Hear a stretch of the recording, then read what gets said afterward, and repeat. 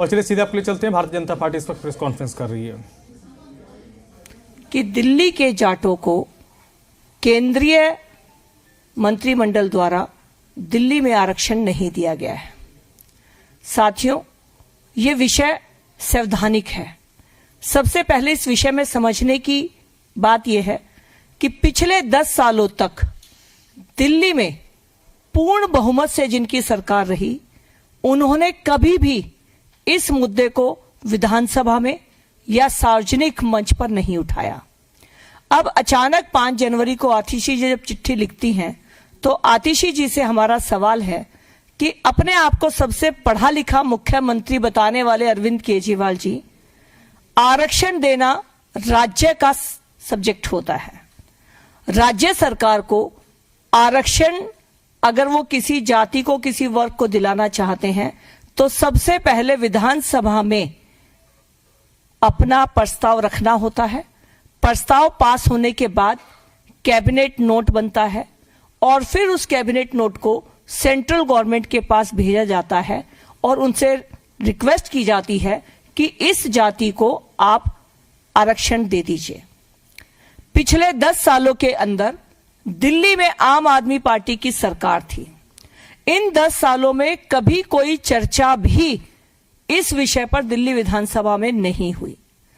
और पिछले 10 सालों की जब हम बात करते हैं, तो उनके पूर्व मंत्री कैलाश गहलोत जी ने, जो कि अब उनकी झूठ और षड्यंत्र की राजनीति से दुखी होकर पार्टी छोड़ चुके हैं, उन्होंने इस बात को आपके सामने कंफर्म किया कि उन्होंने 2-3 बार दिल्ली के पूर्व मुख्यमंत्री को कहा कि दिल्ली के जाटों को भी केंद्रीय आरक्षण में शामिल कराने का प्रक्रिया हमें करनी चाहिए।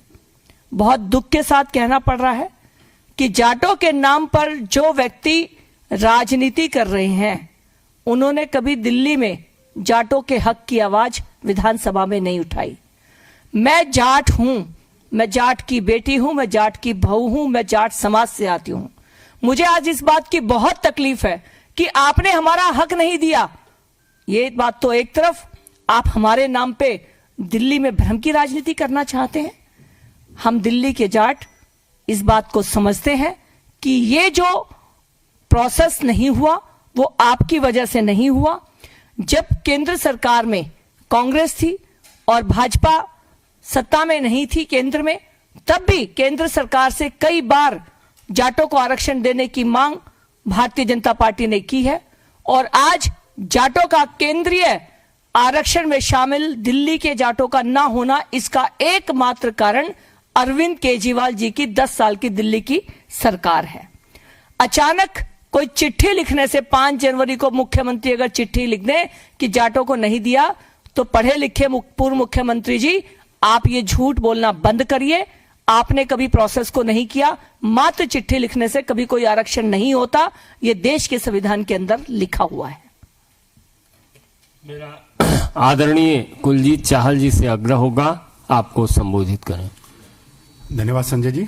मेरे साथ आज इस प्रेस वार्ता में पार्टी के वरिष्ठ नेता संजय मयूख जी, हमारी बहन सांसद जो दिल्ली की मेयर रही कमलजीत शेरावत जी, दिल्ली मीडिया के इंचार्ज प्रवीण शंकर कपूर जी और मित्तल जी।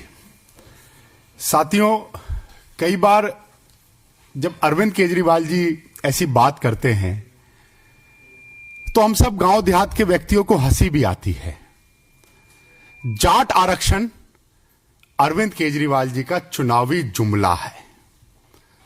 आज जब दिल्ली की आम आदमी पार्टी सरकार वेंटिलेटर पर है, मैं दोबारा रिपीट करता हूं कि आज जब दिल्ली की आम आदमी पार्टी सरकार वेंटिलेटर पर है, जब खुद बेल पर बाहर हैं, तो आज चुनावी जुमला जाट आरक्षण का छोड़ रहे हैं।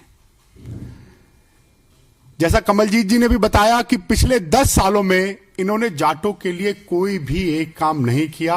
अगर किया हो तो बताएं, ओपन डिबेट के लिए तैयार हैं। नहीं बता पाएंगे। मुझे गर्व होता है कि मैं एक जाट परिवार, एक किसान परिवार में जन्मा व्यक्ति, और मुझे एनडीएमसी का वाइस चेयरमैन, विश्व के सबसे लोकप्रिय नेता, देश के यशस्वी प्रधानमंत्री जी ने बनाया। तो ये पूरे समाज को एक सम्मान की बात दी।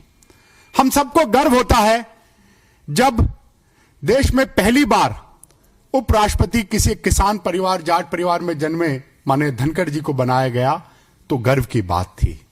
पर वो दिन भी सबने देखा जब कांग्रेस और बाकी लोगों के द्वारा किस तरह माने धनखड़ जी का जब अपमान किया जा रहा था, तो एक जाट परिवार का, एक समाज का अपमान किया जा रहा था, और किस तरह अरविंद केजरीवाल के बाकी सांसद मजाक उड़ा रहे थे। साथियों, ये जो जाट प्रेम